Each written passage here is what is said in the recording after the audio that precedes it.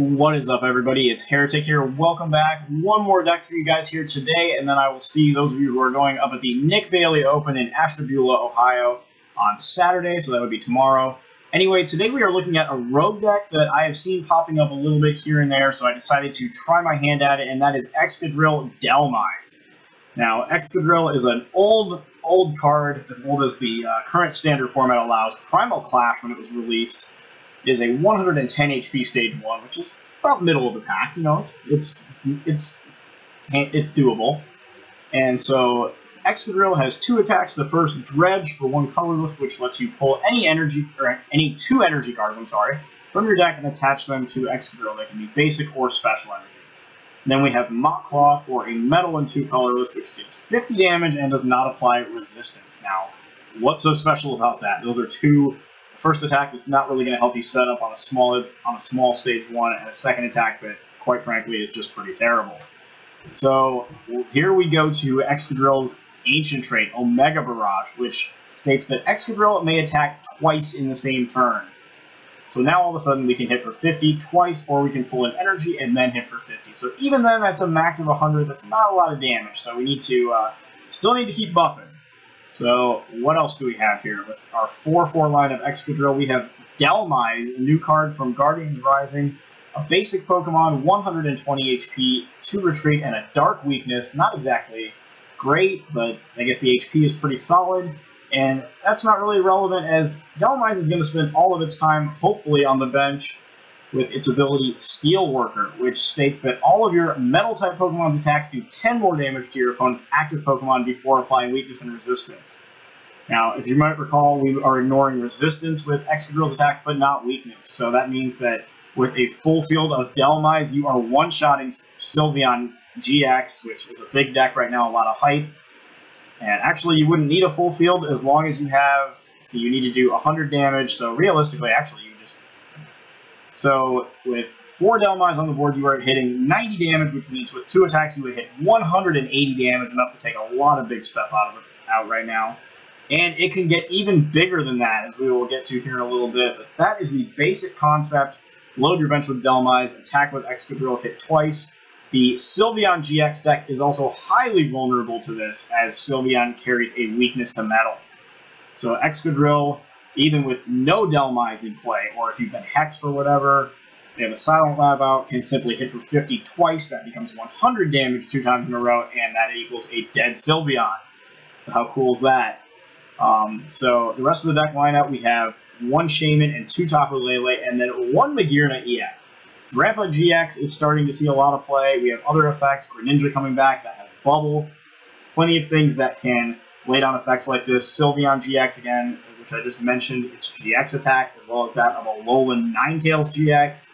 Lots of things that lay down effects on your Pokemon, and Magearna will prevent those effects from hitting Excadrill or anything that might have a metal energy on it. So really, I feel necessary inclusion for a deck like this. We're going to get into our items next. We have 4 Reverse Seeker, 4 Ultra Ball, just the norm. Also 2 Nest Ball. We have a lot of basics that are just going to sit on the bench, whether you're getting Drill Burst for next turn, getting the Magearna out, or any of your Dhelmise, which are usually going to be the target once you get your Drill Burst out. It's going to be mainly flooding the bench with Dhelmise, so plenty of ways to search that out. We also have 1 Super Rod for retrieval, 1 Escape Rope for switching, and 2 Field Blower, because the big Garbodor Trashalanche deck typically runs 1 copy of Garbotoxin, which will completely shut us down and mean that even a double attack from Excadrill would not finish off a Trashalanche guard. So just kind of got to make sure we can take those out, even if it takes 2 attacks. That's not a big deal. Stadiums, we run 3 Skyfield. Obviously, we want to flood our bench with Dhelmise. We also want to have another Excadrill in the waiting, and potentially a Magearna just in case we need its ability. So lots of stuff to put on the bench. Skyfield is the way to go here. And then our supporters, 4N and 4 Sycamore, pretty much becoming staple at this point. I'm liking 4N in a lot of decks unless Trainer's Mail is absolutely necessary, since Trainer's Mail does hurt the Garbotoxin matchup quite a bit. Also 2 Lysanders, again, very standard. 1 Olympia, just for an extra form of switching. 1 teammate, since we have a lot of non-EX Pokemon, including our primary attackers. Very beneficial to have this card. And 1 Professor Kukui, because just when we thought we couldn't beef up our damage anymore, add 20 more damage to each of those attacks, which caps us at 110 per attack, or 220 total. And then our next card is Choice Band. We've got 3 Choice Bands, so now we go up to 140 maximum per attack, or 280 total, enough to take anything in the game out. Remember that Choice Band only applies extra damage on EX and GX Pokemon, but if you're hitting for that much damage, chances are you're hitting something. You're hitting probably a Mega or a big GX anyway. Just the ability to take anything out in a single turn with a 1-prize attacker is absolutely insane. So we have the 3 Choice Band, 2 Float Stones for more switching, just because Dhelmise has 2 Retreat. We don't want those to get Lysandered up a lot, or if we start with it. And then 4 Double Colorless and 5 Metal, just to round out the list. That is Excadrill Dhelmise. This is a rogue deck. I would definitely not say it's tier 1. I wouldn't take it to like a regional or anything like that, but definitely a fun deck to take to your league, or maybe a league challenge if you want to. Anyway, we're going to go ahead and get into a couple of games here and see if we can make this thing work. Alright, so now I see just the generic support types, Psychic and Colorless. I'm guessing that also includes Psychic, as in Garbodor. So we're probably going to see some Trashalanche here.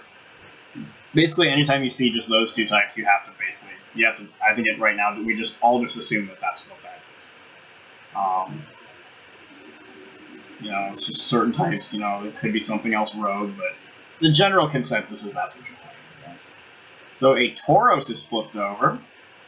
And so, again, that's part of the deck, the one, or maybe even 2 Tauros in some occasions, has become a thing, Garbodor, Lele, Tauros. That's the deck. So we do see a Tapu Lele hits the board, and we're going to want to be very careful about our item cards, because even though Excadrill carries resistance, we'd like for at least the first Excadrill, at the very least, to not get OHKO'd by Trashalanche. You see Lele pulls Pokemon Fan Club, a card that has been picking up a ton of popularity between Lele's ability to search it and Garbodor just dumping on all of these item-heavy decks that run, that abuse 4 Ultra Balls to the max. Not saying you shouldn't be running 4 Ultra Balls. Almost every deck in the format should. Unless you're playing Sylveon or Greninja, those are obvious exceptions, but otherwise that is pretty much the case, but we are still seeing stuff like Pokemon Fan Club picking up some popularity. We do see the Trubbish comes down, it gets a Choice Band and a Psychic Energy, a second Trubbish alongside it. We see Shaman for 3 more cards, and other than maybe play a Stadium or another tool card, I'm not really sure what else he can do here. Maybe bench something. Chooses us to do nothing. So we will Float Stone the Dhelmise, and my hand is pretty bad, so I'm going to end. He was nice enough to hold his entire hand there, so we're able to reap the rewards of that. And it looks like we will be able to finish our turn here with minimal item usage. I think I'm going to end up Ultra Balling off these 2 supporters. So we will put 1 item down there just to go get a Shaman and try to pick up some more cards. We did end up putting items, looks like now I'm at 2 items on our field, but he will need to hit Field Blower in order to take advantage of that. Meanwhile, we do find the energy I was digging for, so we will go ahead and attach that onto Drillbur.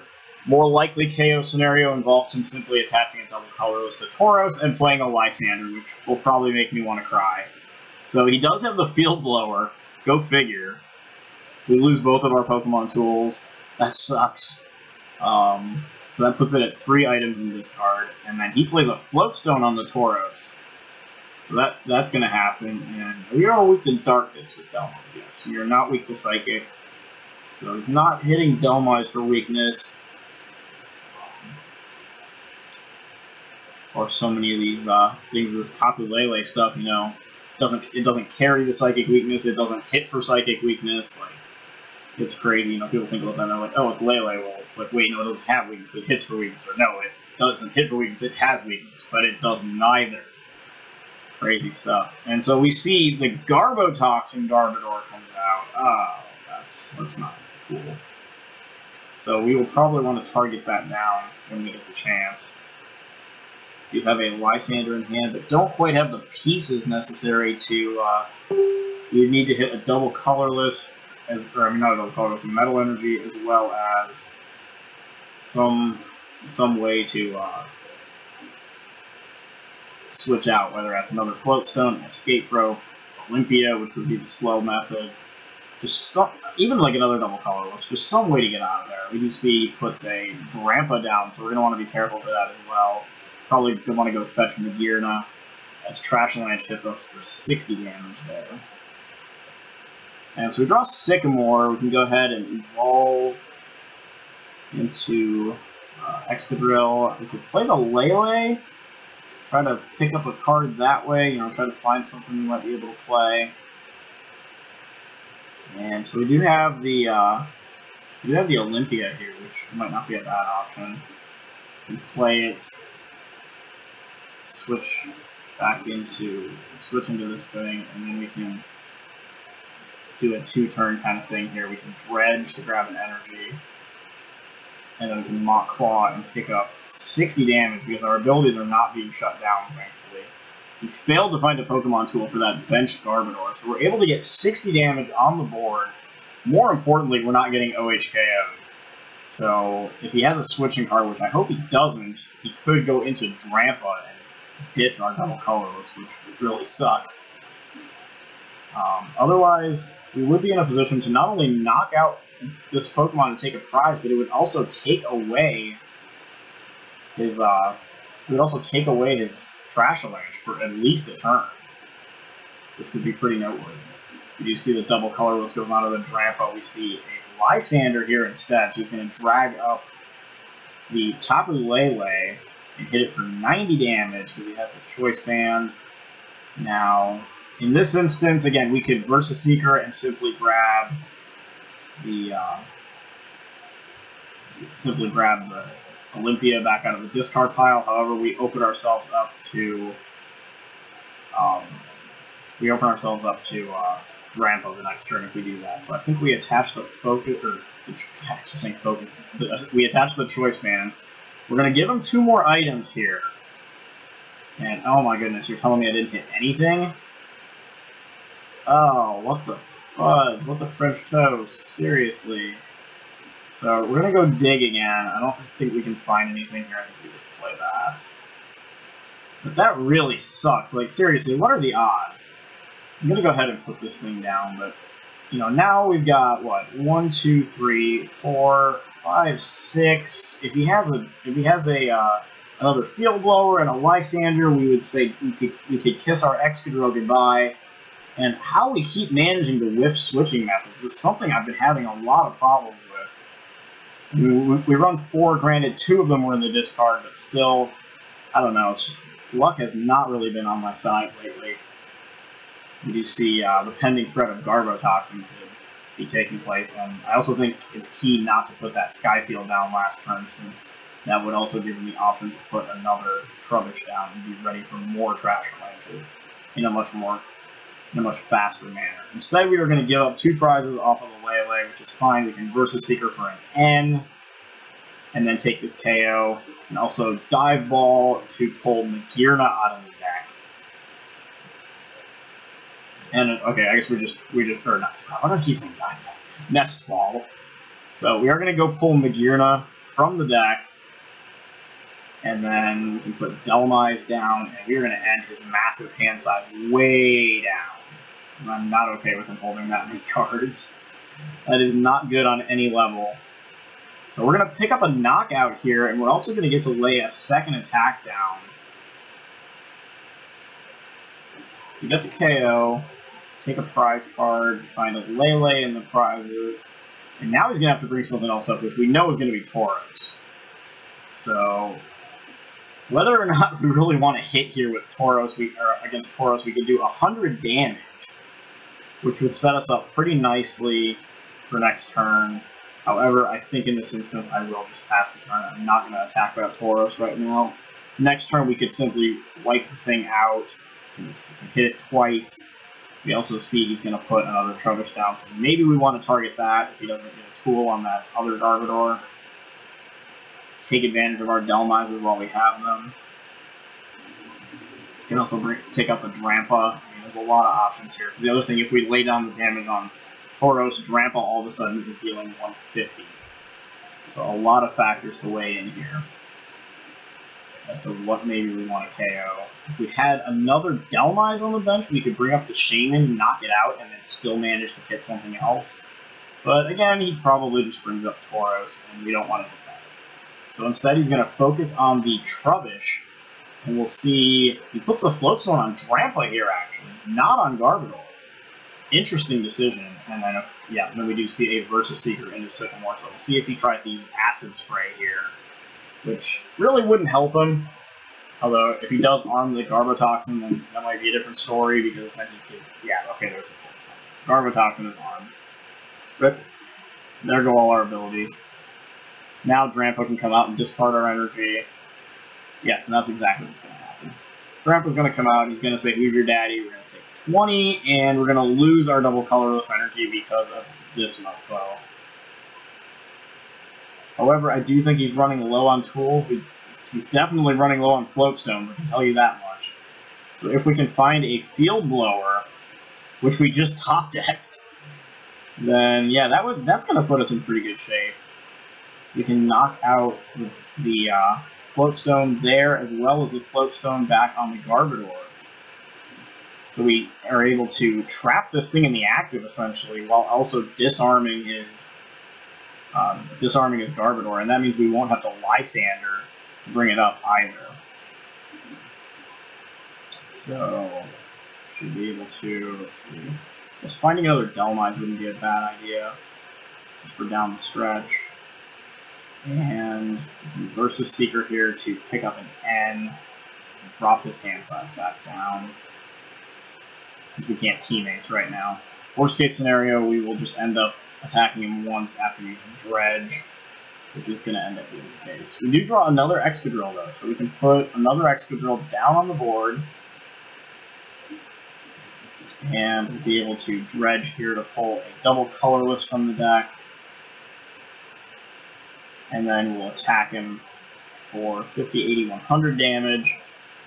Healthy amount of damage we're laying down right there, and hopefully that'll set us up for a KO next turn. Getting rid of those two Floatstones is definitely huge, and worth giving him the Oko, I feel like. Alright, so he's going to return around and Field Blower us, so we're going to lose Choice Band and, yeah, Skyfield, which is fine. We have another Skyfield anyway, if it's really that big of a concern. Now he could retreat here. We do see Trashalanche comes down, since Drampa is not quite doing enough damage to finish this thing off, but Garbodor will hit more than enough. He could pay the 2 retreat, discard the double colorless, bring this thing up, and then that would finish off Excadrill. So we have to bring the next one up and look for another energy card, which we would not really have the benefit of being able to Dredge this time. We do see he plays an N. If we can find another Versus Seeker, we could teammates next turn. But instead, it looks like he just ends us right into the energy, so that could be a thing too. Be able to pick that up. Could Nest Ball into another Dhelmise. So that could put us in a good spot. Instead, he Righteous Edges again now. I don't know if you realize, we have Magearna on the board, so we're not falling victim to that. Go ahead and just Mock Claw here, pick up another KO, and we're gonna have to do it twice because, yeah, that's right, because we lost our thing, but you know, that's fine. We don't really want to attack the Tauros right now anyway. And we do find Professor Kukui, so we would be able to take down the Tauros in one shot if he were to bring it up. However, I'm pretty sure Garbodor is coming up here. Oh, maybe not. Well, he can free retreat. Yeah, that's right. Unless he's got a Kukui, I'm pretty sure Garb's coming up. Okay. So 3 Pokemon tools with this arsenal in there. So he should have 1 or 2 more choice bands. Could definitely see the board. Maybe reactivate Garbotoxin. You have Professor Kukui in case that happens. Maybe he goes for another Waylay here. Let's see if he goes that way. Yeah, okay, yeah, it's gonna be another Waylay. So he's gonna Waylay here for probably an N. So we should still have, we should still have another float and an escape rope available. We do see Rescue Stretchers played here. So we're going to see Trubbish, Garb, and Drampa all return to the deck. And there's Lele, so that can go grab N, that can go grab Sycamore. Really depends what he wants to do here. I would think he's going to end because we're down to 3 prize cards, so he would really be disrupting us here. Fortunately, the second Excadrill is already set up, ready to go, has all its energy, and instead he goes for the Sycamore. Oh, wow. Well, that's music to my ears right there. He goes for the Sycamore, so we are going to get to keep this monstrous hand and take advantage of being able to Nest Ball for a Drill Burrow. I was about to say a baby Excadrill. Attach that metal energy to it, and then try to prepare for another Excadrill to come out the following turn. We do see Choice Band goes onto the Garbodor, so goodbye Pokemon abilities. But we do have Professor Kukui to negate that and still pick up a KO back here. Or I guess it's up front now. That's where I would expect it to be. So we do get knocked out, but we're going to be able to take it right back out, and he does not have another Trubbish, so once again we're going to get a free turn. You go ahead and play that, and we also are able to disarm the Garbodor yet again. So we'll go ahead and drop that Pokemon Tool and drop the second one as well. So Field Blower is coming in big handy right now, and then we were also Professor Kukui to pick up this knockout. So Mach Claw, twice 70 damage, or 90 damage per turn. Yeah, that's right. Yeah, we actually didn't need the Kukui, but whatever. Certainly didn't hurt. So all of our cards just kind of coming together, playing their roles here. We find a Skyfield, which, maybe, I don't know. Doesn't seem like it's too useful, but whatever. So Tauros is going to come up, and I guess if we just find a Choice Band, we'd be able to Oko it. Either that or Reverse the Seeker. See another Trubbish does hit the board. We are one step ahead on these Excadrills. We can get Skyfield Drillbur next turn, Ultra Ball for an Excadrill. Could even put the Dhelmise down, and then we'd be able to Sycamore. Now, after turn draw, we would be down to 11, so that would put us down to 4 cards in death. With only 2 prizes left, I'm not too worried about that. Of course, he could always just play an N here and screw that up, too. And, of course, Lysander would simply end. We do have 2 Verse Seekers left. Both our Lysanders are in the discard. Like I said, 2 Verse Seekers are still available. So we'll see if that potentially could become a play here. So Lysander up to Shaman and whop it right off the board.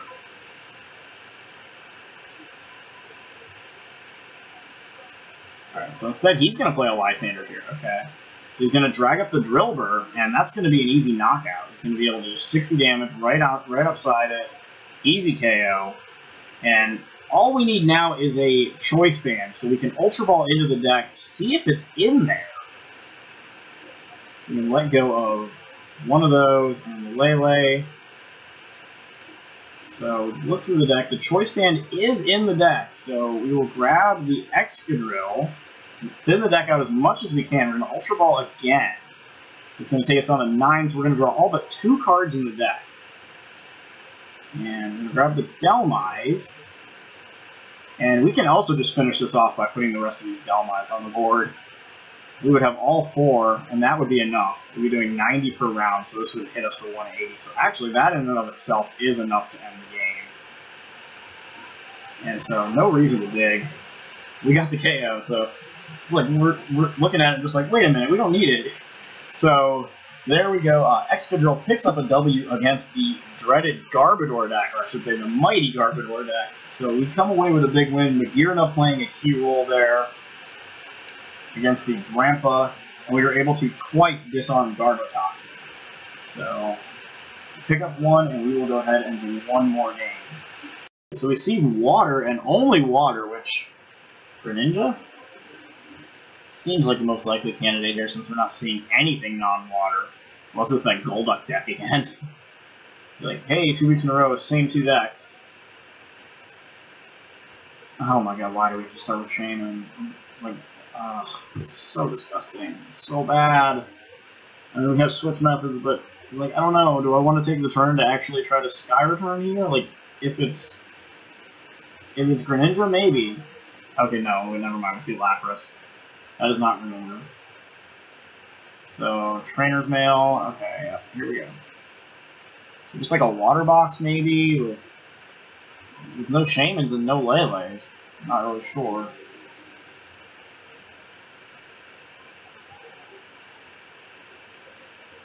Alright, so see, an energy goes on Lapras after a trainer's mail, and then that's it. That is the entire turn. So I will go ahead and attach here. And I don't even, I mean, I guess it's probably better to just play the end. Really don't want to because he seems to have a dead hand, but I don't know. We're going to go ahead, yeah, we're going to dive ball here. We'll get one of these things out.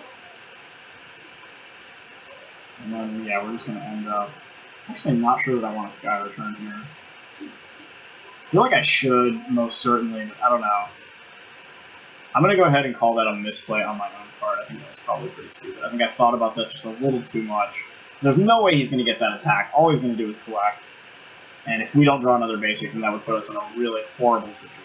We do draw an end. Okay.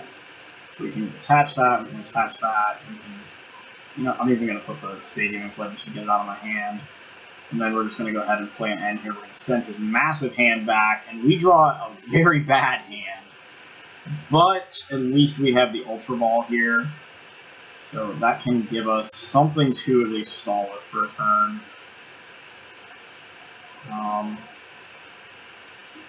Yeah, I'm trying to think about what that might be, though.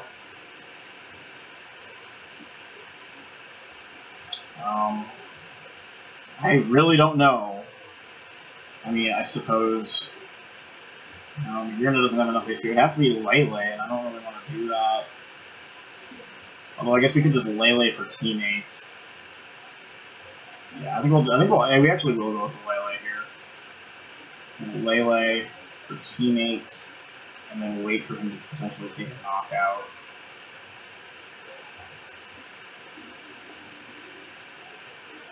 And a Sky Return. Jump back to the hand, bring the Lele up. We can, and you know, if we do get knocked out, you know, if maybe he gets a choice band, energy, we can go teammates into the Excadrill, the metal energy. Probably go actually for an Ultra Ball so we can clean out some of these cards in our hand, and maybe try to get more off the Shaman. Instead, we see an Articuno comes down. So this one, unlike Lapras, does carry a weakness to metal. You see the choice band. Here's an Ultra Ball. I'm not sure what he's going for right here. Maybe more Lapras. We see Ranger and an energy get discarded. And he grabs the Manaphy. Okay, that makes perfect sense. So Manaphy hits the board.